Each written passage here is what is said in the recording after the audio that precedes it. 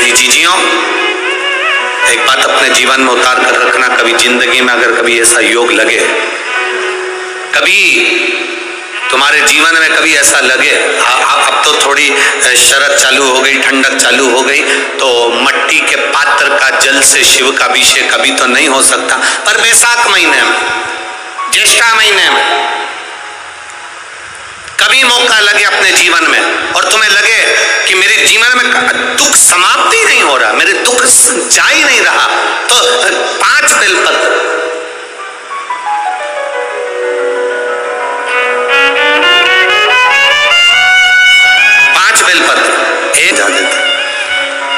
एक बेलपत्र जिसकी डंडी का भाग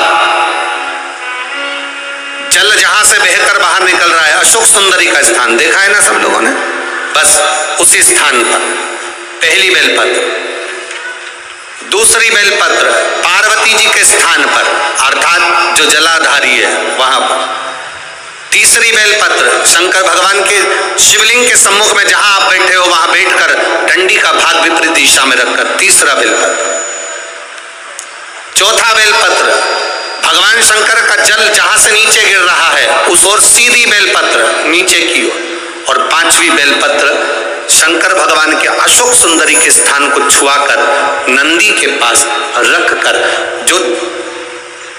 घड़े में जल है अर्थात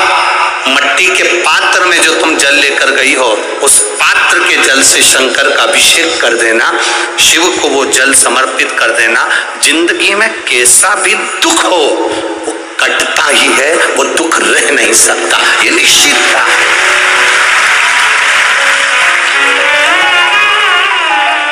कभी कभी आप लोगों ने नागपुर में ऐसा दर्शन करा कि नहीं करा हमें नहीं मालूम, नागपुर की लीला तो हम नहीं जानते, पर हमारे उधर आज भी होता है। जब बैसाख का महीना आता है, ज्येष्ठा महीना आता है, गर्मी का समय आता है, तो शिव जी के ऊपर ऐसा तिकोना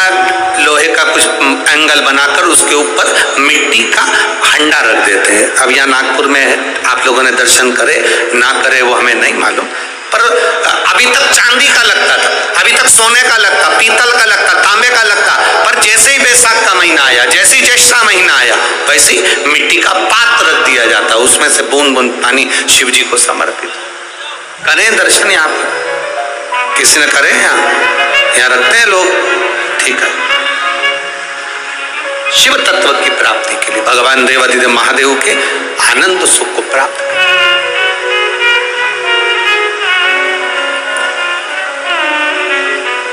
जल, अग्नि, आकाश, वायु, पृथ्वी, 5 तत्व